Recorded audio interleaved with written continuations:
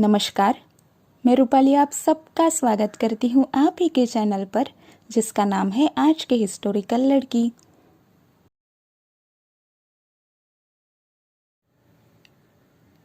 दासबोध ग्रंथ पढ़कर श्रोताओं को वास्तव में क्या प्राप्त होगा?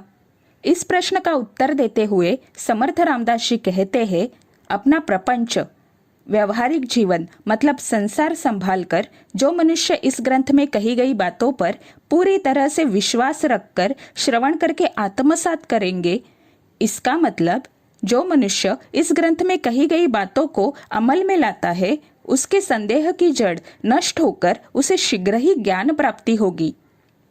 उस मनुष्य में चतुराई और अतिदक्षता का विकास होगा। मनुष्य की क्रिया पलट जाएगी, मतलब गलत रास्ते पर जाने वाले व्यक्ति को यह ग्रंथ पढ़कर उसे अमल में लाने के बाद सही रास्ता मिल जाएगा। मनुष्य जन्म का वास्तविक कर्तव्य परमार्थ है। परमार्थ शब्द का अर्थ हम पिछले भाग में देख चुके हैं। परमार्थ को समझने की वजह से मनुष्य उत्तम गति को प्राप्त होगा।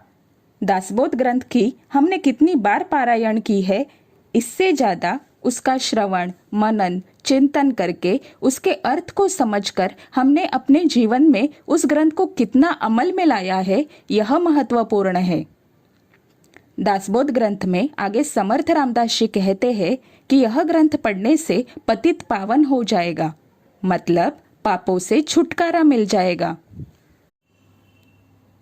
दासबोध ग्रंथ की तरह कई देवी देवताओं के स्तोत्र के फलश्रुति में उल्लेख किया हुआ होता है कि वह स्तोत्र 6 महीने या 1 साल तक नित्य नियमित रूप से मनपूर्वक पढ़ने के बाद सारे पापों से मुक्ति मिल जाएगी।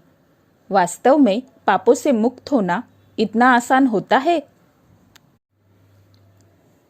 अपराधी को अगर समय समय पर दंडित करके ना रोका जाए तो वह निर्भय बनकर अधिक से अधिक अपराध करता ही चला जाता है, और इसकी आदत लगने के बाद उसे अपने आप पर अंकुश ही नहीं होता। अपराध का कारण ना होते हुए भी वह अपराध से छूट नहीं पाता। जिस प्रकार बार बार चॉकलेट खाने के लिए हट करने वाले छोटे बच्चे को बलपूर्वक चॉकलेट खाने से रोकना पड़ता है, उसी प्रकार अपराधी को अपराध करने से रोकना पड़ता है। इसलिए अपराधी को दंड देना ही उसके ऊपर दया करने जैसा है। अपराधी को दंड देना ही उसके लिए क्षमा है। हमारे हाथों से अगर कोई चीज अनजाने में हुई हो तो वह गलती है, लेकिन हमें पता होता है कि कोई चीज गलत है, फिर भी हम वही गलती बार बार करते हैं, तब वह अपराध होता है। कोई चीज अनजाने में हुई हो तो उसे माफ किया जाता है, लेकिन अगर कोई मनुष्य पूरी तरह से गलत चीजों को जानकर वही गलती बार बार करता हो तो उसे माफ नहीं किया जा सकता। फिर दासबोध ग्रंथ में समर्थ रामदास जी ने पतित पावन हो जाएंगे, ऐसे क्यों कहा है?